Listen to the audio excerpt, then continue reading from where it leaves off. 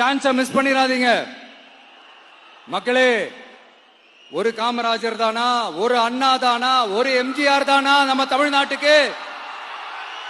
அவங்கள மாதிரி வேற யாருமே வந்துட மாட்டாங்களா அப்படின்னு நீங்க ஏங்கினது எனக்கு தெரியும்.